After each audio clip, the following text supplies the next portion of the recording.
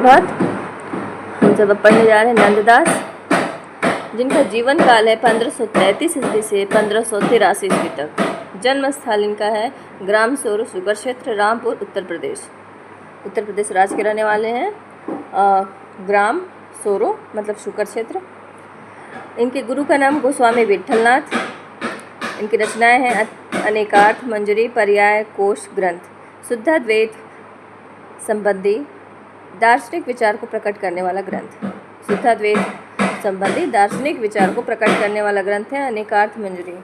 मान मंजरी अमर कोश के आधार पर लिखा गया पर्यायवाची कोश, जो नंद भाषा के भाषा विषयक प्रौढ़ ज्ञान एवं पांडित्य का प्रतीक है। विरह मंजरी 12 मासी शैली में रचित भावात्मक काव्य, कृष्ण के वियोग में एक ब्रजवासी की विरह दशा का वर्णन। रूप मंजरी लघु प्रेमाख्यान काव्य, रूप मंजरी के प्रति कृष्ण का प्रेम द्वितीय इंदुमती के माध्यम से वर्णित। सुदामा चरित श्रीमद् भागवत से कथानक गृहीत सख्य भाव की अभिव्यक्ति। रास पंचाध्याय नंददास की सर्वश्रेष्ठ रचना। वियोगी हरि ने इस रचना को हिंदी का गीत गोविंद कहा। लौकिक एवं परालौकिक प्रेम को समन्वित रूप से प्रस्तुत करने का प्रयत्न किया गया। रासलीला में वियुक्त आत्मा जो है गोपी, रासलीला के माध्यम से रस रूप परमात्मा मतलब कृष्ण से मिलने हुए हेतु प्रयत्नशील है।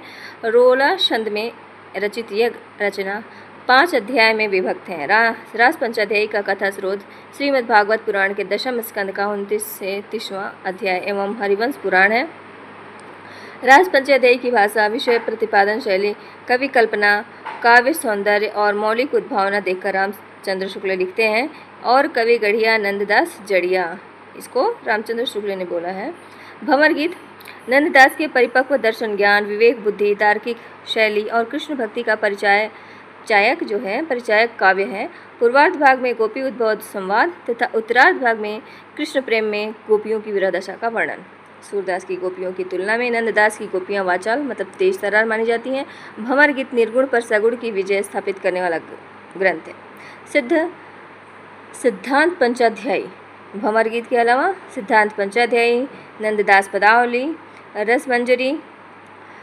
तो सिद्धांत पंचाध्यायी कृष्ण की रास लीला के पद संकलित, कृष्ण, वृंदावन, वेणु, गोपी, रास आदि शब्दों की आध्यात्मिक व्याख्या प्रस्तुत। लौकिक श्रृंगार भाव पर अलौकिक ध्येय की ओर उन्मुक्त। नंददास पदावली 12 प्रकरणों में विभक्त उत्कर्ष काव्य सौष्ठव की रचना। उत्कर्ष काव्य मतलब बहुत ज़्यादा श्रेष्ठ नंददास पदावली है। रस मंजरी नंददास की रीतिपरक रचना, जिसमें नायक नायिका भेद, हाव भाव, हेला और रति भाव का निरूपण किया गया। नायिका के 9 भेद तथा नायक के 4 भेद बताए गए हैं। नायिका के लिए 9 भेद बताया गया है रस मंजरी में और नायक के लिए 4 भेद बताए गए हैं। और इसमें नायिका का भेद, हाव भाव, हेला और रति भाव का निरूपण किया गया है। उक्त ग्रंथों के अतिरिक्त नंददास की अन्य अर्थमाला, प्रेम 12 खड़ी, श्याम सगाई, रुक्मिणी मंगल, दशम स्कंद भाषा, गोवर्धन लीला प्रमुख रचनाएं हैं। इनके अतिरिक्त रामचंद्र शुक्ल ने 2 गद्य रचनाएं हितोपदेश एवं नासिकेत भाषा पुराण का उल्लेख किया गया है। प्रमुख आलोचनात्मक कथन हजारी प्रसाद द्विवेदी अष्टचाप के किसी भी दूसरे कवि में शब्द गठन की और ध्वनि निर्माण की ऐसी क्षमता नहीं थी। डॉक्टर नगेंद्र अष्टचाप के कवियों में नंददास का स्थान काव्य सौष्ठव और भाषा की प्रांजलता की दृष्टि से सूरदास के बाद समझना चाहिए। प्रतिनिधि पंक्तियां हैं इनकी। जो उनके गुण होय वेद क्यों नीति बखाने, निर्गुण सगुण आत्मा रुचि ऊपर सुखसाने, ताहि छिन उड़ुराज उदित रसराज सहायक, कुंकुम मंडित वदन प्रिया जनुनागरी नायक। नवमर्तक मनिश्याम कनक मणिगम ब्रजबाला, वृंदावन कोरी जी मनोह पहिराई माला, कहन श्याम संदेश एक मैं तुम पे आयो, कहन श्याम संकेत कहूँ अवसर नहीं पायो। मीराबाई नंददास को हम लोगों ने पढ़ लिया। अब मीराबाई के बारे में। इनका जीवन काल 1504 से 1563 ईस्वी। राजस्थान माध्यमिक शिक्षा बोर्ड द्वारा मीराबाई का जन्म 1498 ईस्वी में माना गया जाता है। जन्म स्थल है ग्राम कुड़की मतलब इनका गांव कुड़की, पाली जगह के स्थान पे है और राजस्थान में है, राज्य राजस्थान। पिता राव रत्न सिंह, जोधपुर के संस्थापक राव जोधा के पौत्र एवं मेड़ता के शासक राव दूधा के पुत्र। पति कुंवर भोजराज, इनके पति का नाम है कुंवर भोजराज, मेवाड़ के शासक राजा राणा सांगा के पुत्र हैं। राणा सांगा के पुत्र हैं कुंवर भोजराज। उपाधि मरुस्थल की मंदाकिनी विश्वनाथ त्रिपाठी। मरुस्थल की मंदाकिनी किसे कहा? विश्वनाथ त्रिपाठी ने। सुमित्रा नंदन पंत ने क्या कहा? मरुस्थल की शकुंतला। भक्ति भाव, कृष्ण को पति मानकर माधुर्य भाव की भक्ति की। रामचंद्र शुक्ल ने मीराबाई एवं चैतन्य महाप्रभु की भक्ति पर सूफी प्रभाव बताया है। गुरु, मीराबाई के चैतन्य संप्रदाय के जीव स्वामी जी से कृष्ण भक्ति की दीक्षा ली। साथ ही मीराबाई ने संत रविदास को गुरु के रूप में स्मरण किया। मीराबाई की भक्ति भावना किसी भी कृष्ण भक्ति संप्रदाय से अंतर्गत नहीं आती है, अतः मीराबाई को संप्रदाय निरपेक्ष कृष्ण भक्त कवि कहा जाता है और माना भी जाता है। प्रमुख रस विप्रलंब श्रृंगार। रचनाएं डॉक्टर नगेंद्र ने 11 पुस्तकें बताई हैं। डॉक्टर नगेंद्र ने कितनी पुस्तकें बताई? 11 पुस्तकें बताई हैं, जिसमें से स्फुट पद मतलब पदावली को प्रमाणित माना जाता है। स्फुट पद को मीराबाई की रचनाएं गीत गोविंद की टीका, नरसी जी रोमायरो, राग सोरठा पद, मलार राग, राग गोविंद, मीरा की गरबी, रुक्मणी मंगल, चरित, स्फुट पद, सत्यभामानुरु शरण। मीराबाई की रचनाओं का संकलन मीराबाई की पदावली नाम से उपलब्ध है, जो स्फुट पद है। मीराबाई पर रचित आलोचना ग्रंथ। मीराबाई की प्रेम साधना भुवनेश्वर प्रसाद मिश्र। मीराबाई का काव्य विश्वनाथ त्रिपाठी 1979 में कहा गया है। मीरा का काव्य 1979 विश्वनाथ त्रिपाठी जी ने लिखा है। मीरा ग्रंथावली कल्याण सिंह शेखावत। मीराबाई हिंदी की पहली स्त्री विमर्शकार, स्त्री लेखन स्वप्न और संकल्प 2011। रोहिणी अग्रवाल ने क्या लिखे हैं कि मीराबाई जो है हिंदी की पहली स्त्री विमर्शकार, स्त्री लेखन स्वप्न और संकल्प 2011 में लिखा है इन्होंने, रोहिणी अग्रवाल ने। विशेष माना जाता है कि अपने ससुराल पक्ष के परिजनों द्वारा परेशान किए जाने पर मीराबाई ने एक पत्र तुलसी जी को लिखा है, जिसमें वे लिखती हैं, स्वाति श्री तुलसी कुलभूषण दूषण हरन गुसाई, बार ही बार प्रणाम करूं अब हरकु शोक समुठाई। इस पत्र का उत्तर तुलसीदास जी ने विनय पत्रिका के निम्न पद के माध्यम से दिया। जाके प्रिय न राम वदेही सो नर तजे कोटि, बैरी समझदपि परम स्नेही। मीराबाई की प्रतिनिधि पंक्तियां हैं। जग सुहाग मिथ्यारी सजनी हावा हो मीट जासी, मेरे तो गिरधर गोपाल दूसरा न कोई, बसो मेरे नैनन में नंदलाल, मोहिनी मूरत सांवली सूरत नैना बड़े विशाल, कोई कहियो हरि आवण की, सावण में उमग्यो मेरो मन, भनक सुनी हरि आवण की, पपैया रे पीव की बाणी न बोल, हेरी मैं तो दरद दीवाणी, मेरो दरद न जाने कोय, मैंने राम रतन धन पायो, वस्तु मोलक दी मेरे सतगुरु कृपा कर अपनायो, पग घुंघरू बांध मीरा नाची रे, घायल की अति घायल जाने ओ न जाने कोय। प्रमुख आलोचनात्मक कथन है। डॉक्टर नगेंद्र ने लिखा, मीराबाई का काव्य उनके हृदय से निकलने सहज प्रेमोच्छ्वास का साकार रूप है। विश्वनाथ त्रिपाठी विस्पान मीरा का मध्यकालीन नारी की स्वाधीनता के लिए संघर्ष है। विस्पान मीरा का मध्यकालीन नारी की स्वाधीनता के लिए संघर्ष है और अमृत उस संघर्ष से प्राप्त दोष है जो भाव सत्य है। मीरा का संघर्ष जागतिक वास्तविक है, अमृत उनके हृदय या भाव जगत में ही रहता है। मैनेजर पांडे ने लिखा, कबीर जैसी और सुर के सामने चुनौतियां भाव जगत की थीं। कबीर जैसे और सुर के सामने चुनौतियां जो थीं वो भाव जगत की थीं। मीरा के सामने भाव जगत से अधिक भौतिक जगत की सीधे पारिवारिक जगत से अधिक भौतिक जगत की सीधे पारिवारिक और सामाजिक जीवन की चुनौतियां तथा कठिनता थी। मीरा के सामने क्या था? भाव जगत से अधिक भौतिक जगत की सीधे पारिवारिक और सामाजिक जीवन की चुनौतियां तथा कठिनाइयां थीं। राम स्वरूप चतुर्वेदी मीरा का काव्य उन विरल उदाहरणों में है जहाँ रचनाकार का जीवन और काव्य एक दूसरे में घुल मिल गए हैं, परस्पर के संपर्क में वे एक दूसरे से समृद्ध करते हैं। राम स्वरूप चतुर्वेदी ने कहा, मीरा का काव्य उन विकल उदाहरणों में है जहाँ रचनाकार का जीवन और काव्य एक दूसरे से घुल मिल गए हैं, परस्पर के संपर्क से वे एक दूसरे को समृद्ध करते हैं। रोहिणी अग्रवाल मीरा के पदों को यदि आध्यात्मिकता के कुहासे से मुक्त कर दिया जाए तो वे जीवन के राग, उल्लास, उत्सव और ठाट बाट के साथ ऐन्द्रिकता के उद्गाम का भी संस्पर्श करते हैं। घोर लौकिकता के घोर श्रृंगारिक बाना। अब मीरा के बाद गोस्वामी तुलसीदास के बारे में हम लोग जानेंगे। इनका जीवन काल है 1532 से 1623 ईस्वी। जन्मस्थल रामचंद्र शुक्ल के अनुसार राजापुरा, गौरी शंकर द्विवेदी और रामनरेश त्रिपाठी के अनुसार सूरो। माता पिता हुलसी आत्माराम दुबे। इस संदर्भ आपके एक दोहा प्रसिद्ध है, एक दोहा प्रसिद्ध है जिनकी एक पंक्ति तुलसीदास एवं दूसरी रहीम ने लिखी है। सुरती नरती नागती सब चाहती असकोय, रहीम ने। तुलसीदास लिखते हैं फिर गोद लिए हुलसी फिरे तुलसी सो सुत होए, मतलब हुलसी जो है उनकी माँ। पालन पोषण दासी चुनिया एवं नरहरिदास। पत्नी रत्नावली। कहा जाता है कि रत्नावली की निम्न कटुक्तियों से तुलसीदास जी को भक्ति की प्रेरणा मिली। लाज न आवत आपको दौरे आए हो साथ, धिक धिक ऐसे प्रेम को कहा कहो मैं नाथ। चर्ममय देह में अस्थि चर्ममय देहमम तामे ऐसी प्रीति, तैसी जो श्री राम होती न तो भवभीति। इनके गुरु नरहरिदास या नरहरियानंद एवं सनातन गोस्वामी। रामानंद जो है संप्रदाय में उन्होंने दीक्षा ग्रहण की। रामानंद संप्रदाय में उन्होंने दीक्षा ग्रहण की। गुरु परंपरा में राघवानंद, रामानंद, अनंतानंद, नरहरिदास, तुलसी के लिए गुरु परंपरा में राघवानंद, रामानंद, अनंतानंद, नरहरिदास। मित्र गोस्वामी तुलसीदास जी के मित्र रहीम, रसखान, महाराज मानसिंह, नाभादास, मधुसूदन सरस्वती, टोडरमल आदि थे। भक्ति भावना। दास्य भाव की भक्ति। तुलसीदास जी स्वयं स्मार्त वैष्णव थे जो कि पंचदेव विष्णु, शिव, दुर्गा, सूर्य एवं गणेश की पूजा करते थे। तुलसीदास जी को प्राप्त उपाधियाँ हैं। कली काल का वाल्मीकि किसने कहा? नाभादास ने, जिनके बारे में हम लोगों ने अभी पहले पढ़ा। भक्ति काल का सुमेरु नाभादास ने, मतलब कली काल का वाल्मीकि, मतलब कली काल का वाल्मीकि और भक्ति काल का सुमेरु नाभादास ने कहा। आनंद वन का महावृक्ष मधुसूदन सरस्वती। मुगल काल का सबसे महान व्यक्ति विसेंट स्मिथ ने कहा है। कली काल का वाल्मीकि नाभादास, भक्ति काल का सुमेरु नाभादास, आनंद वन का महावृक्ष मधुसूदन सरस्वती, मुगल काल का सबसे महान व्यक्ति विसेंट स्मिथ।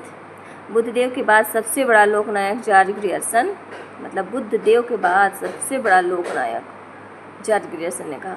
हिंदी काव्य के गगन सूर्य रामचंद्र शुक्ल ने कहा। हिंदी काव्य के गगन सूर्य किसने कहा? रामचंद्र शुक्ल ने। भारतीय जनता के प्रतिनिधि कवि भी रामचंद्र शुक्ल ने कहा। काव्य के गगनमुख सूर्य, हिंदी काव्य के गगन सूर्य रामचंद्र शुक्ल ने कहा। भारतीय जनता के प्रतिनिधि कवि रामचंद्र शुक्ल ने कहा। अनुप्रास का बादशाह रामचंद्र शुक्ल ने कहा। उत्प्रेक्षाओं का बादशाह उदय भानु सिंह। अनुप्रास का बादशाह रामचंद्र शुक्ल। रूपकों का बादशाह लाला भगवान दीन एवं बच्चन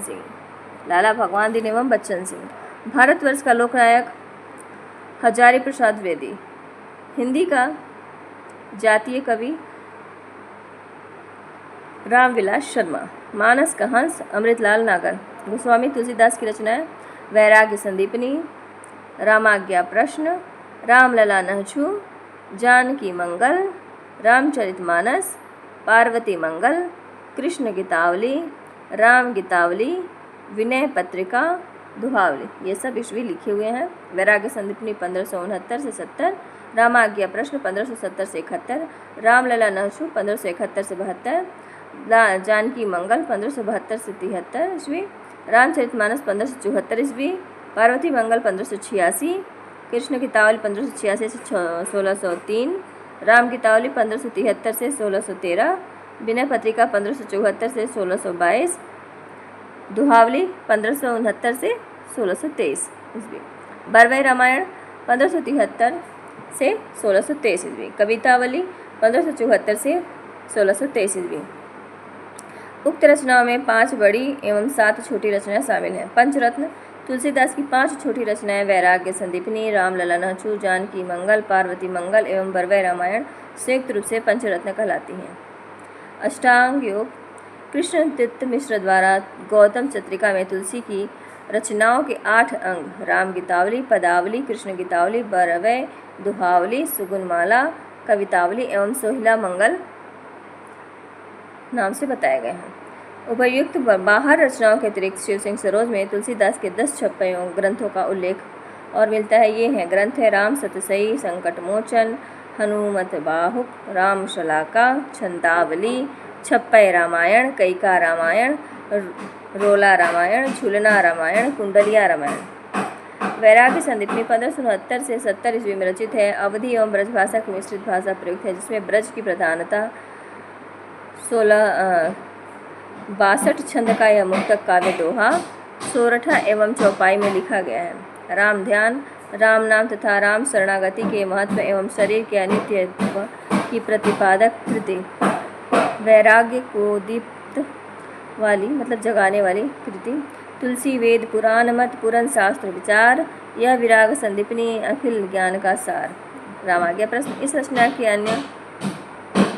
रचना के अन्य प्रचलित नाम सगुनमाला, सगुनावली, रामायण सगुनौती, राम शलाका, रघुबर शलाका आदि हैं। 1570 से 71 ईस्वी में ज्योतिष गंगाराम के आग्रह पर रचित रचना 343 छंदों की यह रचना 7 सर्ग में विभक्त है, जिसमें प्रत्येक सर्ग 7 सप्तकों में विभक्त और प्रत्येक सप्तक में 7 दोहे शामिल हैं। यह दोहा छंद में रचित मुक्तक काव्य है, जिसके प्रत्येक दोहे से शुभ अशुभ दोनों संकेत मिलते हैं।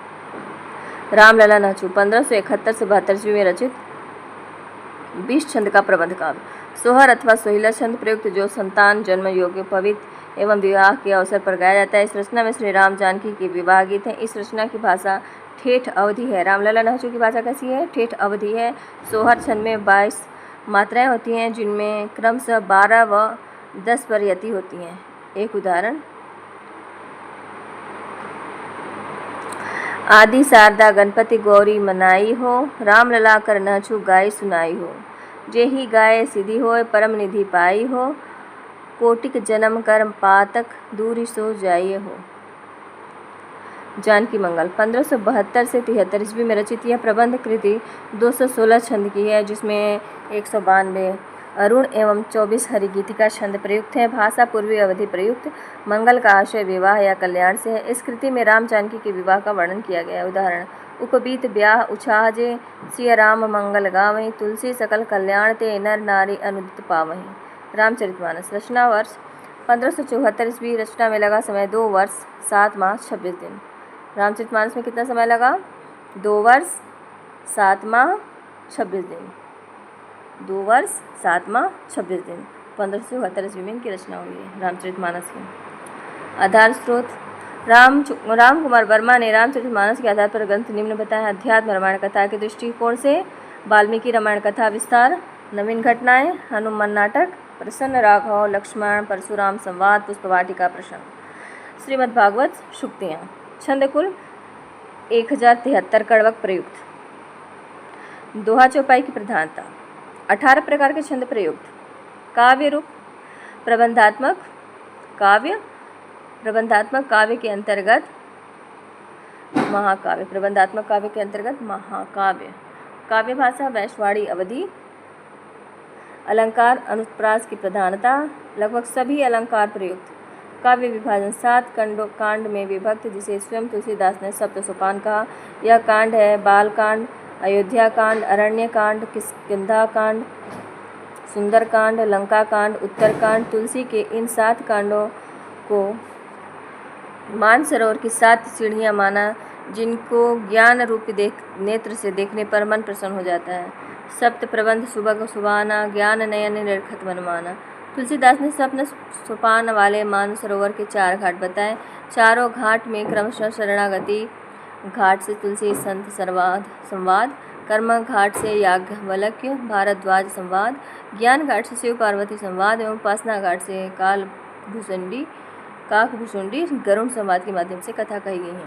रामचंद्र शुक्ल ने अयोध्या कांड को मानस का हृदय स्थल एवं चित्रकूट सभा को आध्यात्मिक घटना कहा। रामचरितमानस को ग्रियर्सन आदि पाश्चात्य विद्वानों ने उत्तर भारत का बाइबिल, तो विटमैन ने इसे धार्मिक घटना कहा। विटमैन ने क्या कहा? धार्मिक घटना।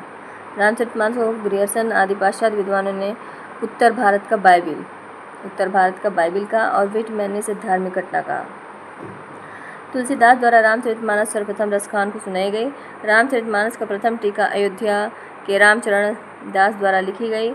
मार्मिक प्रसंग। पुष्पवाटिका में राम गीता मिलन, राम वन गमन, दशरथ मरण, चित्रकूट प्रसंग एवं लक्ष्मण को शक्ति बाण लगना केंद्रीय भाव। मानस का केंद्रीय भाव भक्ति है। इसमें शांत रस का सरस प्रवाह है, जिसे पाश्चात्य जगत में औदात्य की संज्ञा दी जाती है। रामचरितमानस के संदर्भ में रहीम कहते हैं कि रामचरितमानस विमल संतन जीव प्राण, रामचरितमानस विमल संतन जीवन प्राण, हिंदुवान के वेद सम यव नहीं प्रकट कुरान। पार्वती मंगल 1586 ईस्वी में रचित इस रचना में 164 छंद, 148 अरुण, 16 घरी गीतिका में शिव पार्वती विवाह का वर्णन किया गया है। यह प्रबंध काव्य है जिसकी भाषा ठेठ अवधि है। पार्वती मंगल की भी भाषा ठेठ अवधि है। उदाहरण: मृग नयनी विधुबदनी रचिव मणि मंजू मंगलहार सो, उर्धरहु जुवती मन जुवती जन विलोकी तिलोक शोभा सार सो, कल्याण काज उछान सहित स्नेह सहित ब्याह जो गाई है, तुलसी उमा शंकर प्रसाद प्रमोद मन प्रिय पाई है। कृष्ण गीतावली 1586 से 1603 ईस्वी में रचित विशुद्ध ब्रजभाषा की रचना, जिसमें 61 छंद में सूरदास की भ्रमर गीत परंपरा का निर्वहन किया गया।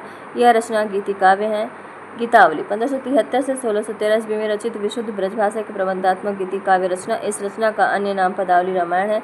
7 कांड में विभक्त रचना, जिसमें राम कथा का माधुर्य प्रधान सौंदर्य पक्ष का अंकन किया गया है। गोस्वामी तुलसीदास जी के शिष्य बाबा बेनी माधवदास जी ने कुल गोसाई चरित में से तुलसी की प्रथम रचना बताया। कुल 330 छंद की रचना। विनय पत्रिका 1574 से 1622 ईस्वी में रचित विशुद्ध ब्रजभाषा का गीत काव्य है। विनय पत्रिका ब्रजभाषा का गीत काव्य है, जिसके 279 छंदों में तुलसीदास प्रभु श्री राम से आत्मनिवेदन करते हैं। यह रचना महात्मा तुलसीदास के दार्शनिक विचारों का वाहक ग्रंथ है, जिसमें आत्मनिवेदन, शरणागति की कामना, मन की भत्सरना, दैन्य भाव प्रमुख है। कहा जाता है कि तुलसी के राम को जानने हेतु रामचरितमानस और तुलसी को जानने हेतु विनय पत्रिका पढ़नी चाहिए। यह रचना तुलसी ने कलिकाल से मुक्ति हेतु राम के दरबार में भेजने हेतु रची थी। दोहावली 1569 से 1623 ईस्वी में रचित ब्रजभाषा की मुक्तक रचना, जिसमें 573 दोहे हैं। चातक के माध्यम से प्रेम की अनन्यता प्रकट की गई है। बरवय रामायण 1573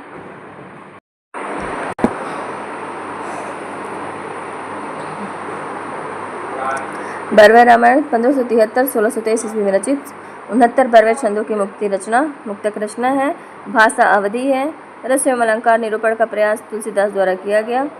रहीमदास के आग्रह पर रचित रचना। रामचरितमानस के समान ही 7 कांड में विभक्त इस रचना के छंदों में रामनस त्रिपाठी लिखते हैं कि बरवय रामायण के छंदों में तुलसीदास ने बहुत रस भरा है। राग सहित गाने में उसकी सरसता और भी बढ़ जाती है। दोहावली में क्या कहा था? 1569 से 1623 ईस्वी में रचित है ब्रजभाषा की मुक्तक रचना, जिसमें 1573 दोहे हैं। चातक के माध्यम से प्रेम की अनन्यता प्रकट की गई है। कवितावली 1574 से 1623 ईस्वी में रचित है। 325 सवैया छंदों की मुक्तक रचना, जिसकी भाषा ब्रज है। कवितावली 7 कांड में विभक्त है। गोस्वामी तुलसीदास के आर्थिक दृष्टिकोण की वाहक रचना, जिसमें कलिकाल की आर्थिक स्थिति का वर्णन किया गया है। तुलसीदास का युग सापेक्ष वर्णन कलिकाल के बहाने किया गया है। भाषा के आधार पर रचनाओं का वर्गीकरण। ब्रजभाषा वैराग्य संदीपनी, कृष्ण गीतावली, दोहावली, विनय पत्रिका, कवितावली। अवधि भाषा में रामचरितमानस, रामाज्ञ प्रश्न, जानकी मंगल, पार्वती मंगल, बरवय रामायण। काव्य स्वरूप के आधार पर रचनाओं का वर्गीकरण। मुक्तक काव्य में वैराग्य संदीपनी, रामाज्ञ प्रश्न, दोहावली, बरवय रामायण, कवितावली। प्रबंध काव्य रामचरितमानस, रामलला नहचू, जानकी मंगल, पार्वती मंगल। गीति काव्य विनय पत्रिका, कृष्ण गीतावली। आलोचना ग्रंथ है। मूल गोसाई चरित बाबा बेनी माधव दास मूल गोसाई चरित आलोचना ग्रंथ लिखे हैं। तुलसी चरित महात्मा रघुवर दास। गोस्वामी तुलसीदास 1923 में रामचंद्र शुक्ल ने लिखा है। गोसाई चरित विश्वनाथ प्रसाद मिश्र गोसाई चरित लिखा है। तुलसी दर्शन 1938 में बलदेव प्रसाद मिश्र ने लिखे। तुलसीदास 1940 माता प्रसाद गुप्त जी ने लिखा। राम कथा उत्पत्ति एवं विकास 1949 में कामिल बुल्के ने लिखा है। कामिल बुल्के को आप लोग जानते ही होंगे।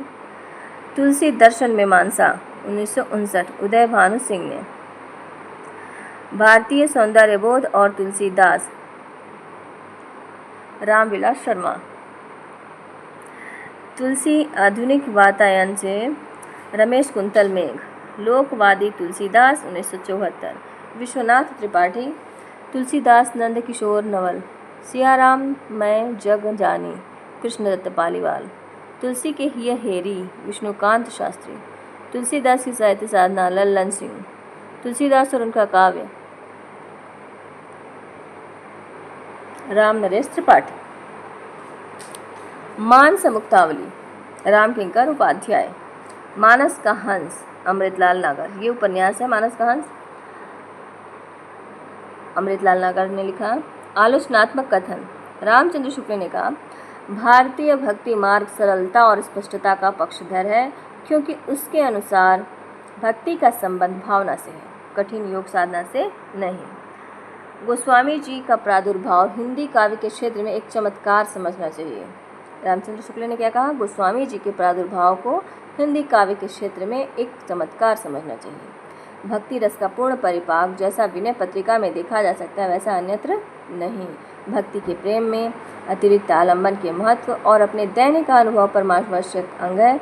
तुलसी के हृदय से इन दोनों अनुभवों के ऐसे निर्मल शब्द स्रोत निकले हैं, जिसमें आवागमन करने से मन की मैल कटती है और अत्यंत प्रफुल्लता आती है। भारतीय जनता का प्रतिनिधि कवि यदि किसी को कह सकते हैं तो तुलसीदास को। किसने बताया? रामचंद्र शुक्ल ने कहा है। भारतीय जनता का प्रतिनिधि कवि यदि किसी को कह सकते हैं तो तुलसीदास को। हिंदी काव्य की सब प्रकार रचना की शैली के ऊपर गोस्वामी जी ने ऊंचा आसन प्रतिष्ठित किया है। हिंदी काव्य की सब रचना की शैली के ऊपर गोस्वामी जी ने ऊंचा आसन प्रतिष्ठित किया है। यह उच्चता और किसी को प्राप्त नहीं। हम निसंकोच कह सकते हैं, यह एक ही कवि हिंदी को प्रौढ़ साहित्यिक भाषा सिद्ध करने के लिए काफ़ी है। हम निसंकोच कह सकते हैं कि यह एक ही कवि हिंदी को प्रौढ़ साहित्यिक भाषा सिद्ध करने के लिए काफ़ी है। तुलसीदास जी अपने ही तक दृष्टि रखने वाले भक्त न थे।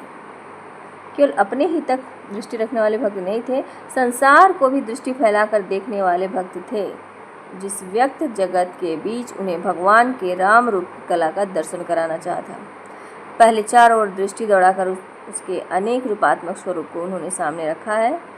रामचंद्र शुक्ल शील और शील का, स्नेह और स्नेह का, नीति और नीति का मिलन, राम भरत मिलन रामचरितमानस में। रामचंद्र शुक्ल कहते हैं कि यदि कहीं सौंदर्य है तो प्रफुल्लता, शक्ति है तो प्रणति, शील है तो हर्षपुलक, गुण है तो आदर, पाप है तो घृणा, अत्याचार है तो क्रोध, औलिकता है और अलौकिकता है तो विस्मय, पाखंड है तो कुढ़न, शोक है तो करुणा, आनंदोत्सव है तो उत्साह, उपचार है तो कृतज्ञता, महत्व है तो दीनता।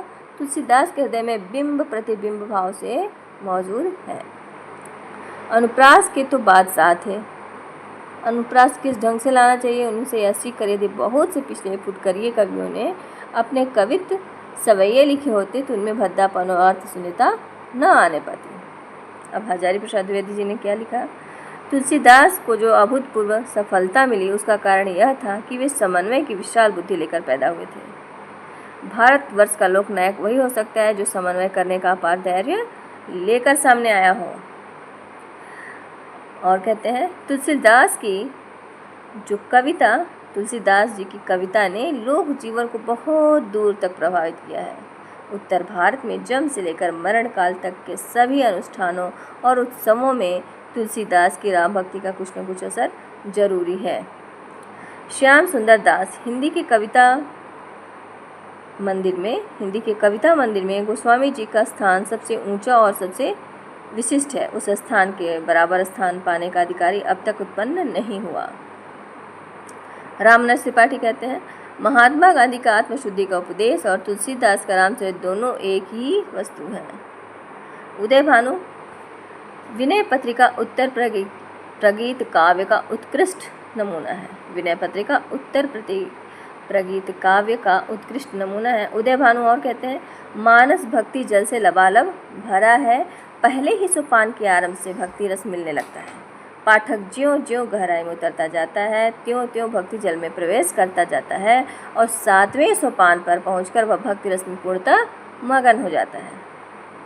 रामविलास शर्मा कहते हैं, भक्ति आंदोलन और तुलसी काव्य का राष्ट्रीय महत्व यह है कि उनसे भारतीय जनता की भावात्मक एकता दृढ़ हुई। रामविलास और कहते हैं, रामचरितमानस में तुलसी की करुणा समाजोन्मुख है, विनय पत्रिका में आत्मोन्मुख है। रामविलास शर्मा और कहते हैं कि भक्ति आंदोलन और तुलसी काव्य का अन्यतम सामाजिक महत्व यह है कि इनमें देश की कोटि कोटि जनता की व्यथा, प्रतिरोध भावना, सुखी जीवन की आकांक्षा व्यक्त हुई है। भारत के नए जागरण का कोई महान कवि भक्ति आंदोलन और तुलसीदास से पराई मुख नहीं रह सकता। भक्ति आंदोलन और तुलसी काव्य का अन्यतम सामाजिक महत्व यह है कि इनमें देश की कोटि कोटि जनता की व्यथा, प्रतिरोध भावना, सुखी जीवन की आकांक्षा व्यक्त हुई है। भारत के नए जागरण का कोई महान कवि भक्ति आंदोलन और तुलसीदास से पराई मुख नहीं रह सकता। अब ग्राउस ने क्या लिखा है, महलों एवं झोपड़ियों में समान रूप से लोग इसमें रस लेते हैं। वस्तुतः भारतवर्ष के इतिहास में गोस्वामी जी का जो महत्वपूर्ण स्थान है उसकी समानता से कोई आता ही नहीं, उसकी ऊंचाई को कोई छू नहीं पाता। लल्लन सिंह, तुलसीदास ने काव्य के संबंध में अपने लिए जो प्रतिमान निर्धारित किए थे उनमें सामाजिक निष्ठा सर्वोपरि है। विश्वनाथ त्रिपाठी, तुलसीदास की पंक्तियाँ लोगों को बहुत याद है। वे उत्तरी भारत के गांवों, पूर्वों, खेतों, खलिहानों, चारगाहों, जो चौपालों में दूब, जल, धूल, फसल की भांति बिखरी है। विश्वनाथ त्रिपाठी, तुलसी की रचनाओं में हमारा देश, उसकी प्रकृति, वन, नदियाँ, पशु पक्षी, फसलें, भाषा, मुहावरे, सौंदर्य, कुरूपता सब बिखरे पड़े हैं। वे देश में बहुत घूमे थे और उन्हें देश से अपार प्रेम था। यदि भी तुलसी को तत्कालीन नगर जीवन का भी अपर्याप्त अनुभव रहा होगा, तथापि वे प्रधानतः किसान जीवन के कवि हैं। राम किंकर उपाध्याय, रामचरितमानस के राम ज्ञानियों के परम ब्रह्म परमात्मा हैं, भक्तों के सगुण साकार ईश्वर हैं, कर्म का मार्ग के अनुयायियों के लिए महान मार्गदर्शक और दीनों के लिए दीनबंधु हैं। चार घाट के माध्यम से रामचरितमानस में गोस्वामी जी ने सारे समाज के व्यक्तियों का आमंत्रण दिया और वे श्री राम के चरित्र से अपनी अभीष्ट वस्तु प्राप्त करने। बच्चन सिंह, कबीर का भक्ति आंदोलन विद्रोह मूलक है, प्रोटेस्टेंट, जो गोस्वामी जी का प्रतिरोधात्मक रेजिस्टेंट। बच्चन सिंह ने क्या कहा, कबीर का भक्ति आंदोलन विद्रोह मूलक है तो गोस्वामी जी का प्रतिरोधात्मक।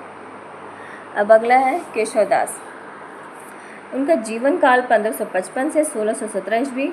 उपनाम है वेदांती मिश्र, निम्बार्क संप्रदाय में दीक्षित है। इनका उपनाम क्या है, वेदांती मिश्र। पिता काशीनाथ मिश्र। उपाधि प्राकृत कवि तुलसीदास। कोट का कवि विजयपाल सिंह द्वारा प्रदत्त। कठिन काव्य का प्रेत रामनरेश त्रिपाठी की रचना कविता कौमुदी के अनुसार देव द्वारा प्रदत्त, लेकिन माना जाता है कि यह रामचंद्र शुक्ल ने कहा। कठिन काव्य का प्रेत रामचंद्र शुक्ल जी ने कहा। संस्कृत का क्लासिकल पंडित बच्चन सिंह।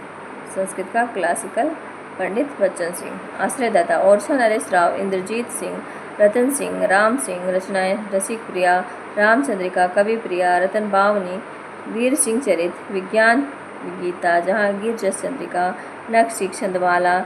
प्रीतिपरक रचनाएं रसिक प्रिया, कवि प्रिया, नखशिख छंदमाला। भक्ति काव्य रामचंद्रिका, विज्ञान गीता। भक्ति काव्य रामचंद्रिका, विज्ञान गीता। प्रशस्ति काव्य रतन बावनी, वीर सिंह चरित देव, जहांगीर जस चंद्रिका, रसिक प्रिया। 1591 ईस्वी में रचित केशवदास की प्रथम रचना। यह धरना 16 प्रभावों में विभक्त है, जिसमें रस एवं नायक नायिका भेद वर्णन किया गया है। यह मुक्तक रचना है। रामचंद्रिका 1601 ईस्वी में रचित प्रबंधात्मक महाकाव्य। प्रसन्न राघव, हनुमान नाटक, अनर्घ राव, कादम्बरी एवं नैषध के आधार पर रामकथा का वर्णन। यह रचना 39 का प्रकाशों में विभक्त है। डॉक्टर रामचंद्र चतुर्वेदी ने इस रचना को छंदों के अजायब घर कहा। किसको? रामचंद्रिका को। कवि प्रिया 1601 ईस्वी में रचित मुक्तक काव्य 16 प्रभाव में विभक्त है।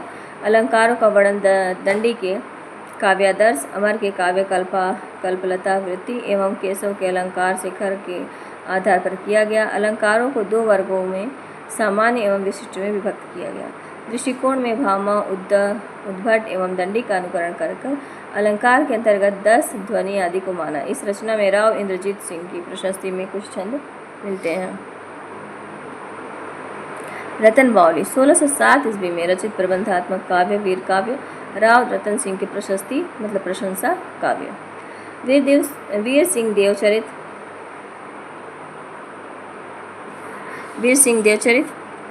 1607 ईस्वी में रचित प्रबंधात्मक वीर काव्य, जिसमें वीर सिंह की प्रशस्ति प्रस्तुत।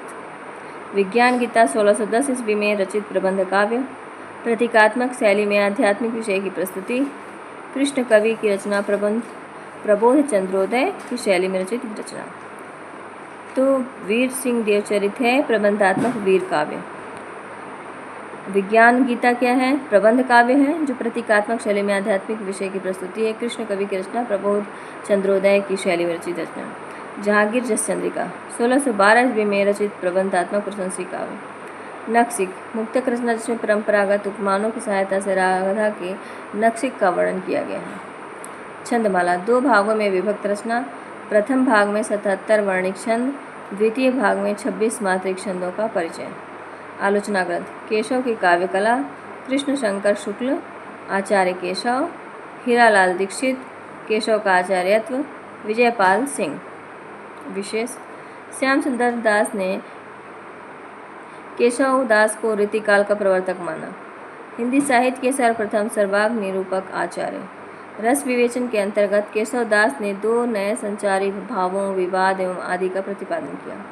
अनुयुक्ति का स्वतंत्र रूप से सर्वप्रथम उल्लेख केशव दास द्वारा किया गया। केशव दास हिंदी के प्रथम अलंकारवादी आचार्य हैं। इन्होंने अलंकार की निम्न परिभाषा दी। यद्यपि सुजाति सुलक्षणी सुबरन सरस सुवृत्ति भूषण विनून विराजे कविता बनिता मित। आलोचना कथन में रामचंद्र शुक्ल ने कहा, केशव को कवि हृदय नहीं मिला था, उनमें वह सहृदयता और भावुकता भी न थी जो एक कवि में होनी चाहिए। प्रबंध काव्य रचना के योग्य न तो केशव में अनुभूति थी न शक्ति थी। रामचंद्रिका में केशव को सबसे अधिक सफलता प्राप्त हुई है। संवादों में पात्रों के अनुकूल क्रोध उत्साह आदि की व्यंजना है क्रोध और उत्साह की, वो सुंदर है। केशव की रचना में सूर तुलसी आदि की सरसता और तन्मयता चाहे न हो, पर काव्यांगों का विस्तृत परिचय कराकर उन्होंने आगे के लिए मार्ग खोला। आगे बिहारी को एक ट्रेडिशन बनाया मिला। केशव ने स्वयं ट्रेडिशन बनाया। अगर बिहारी को फलों की दुकान है जहां आपको मेवा तुरंत मिलता है, तो केशव वह माली हैं जिनने पौधे बोए थे। नगेंद्र केशव दास का रस और अलंकार विवेचन न तो तर्क संगत है न ही मौलिक। नगेंद्र रामचंद्रिका केशव का साधारण काव्य है जिसमें परंपरा पालन के स्थान पर वैशिष्ट सन्निवेश का ध्यान अधिक रखा गया। पीताम्बर दत्त बर्दवाल उनकी भाषा काव्य प्रयोगी नहीं है। माधुर्य और प्रसाद गुण से तो जैसे वे खारा खाए बैठे थे। उनकी ब्रजभाषा बहुत उबड़ खाबड़ है। उनमें स्थान स्थान पर बुंदेलखंडी का पुट मिला हुआ है। धन्यवाद।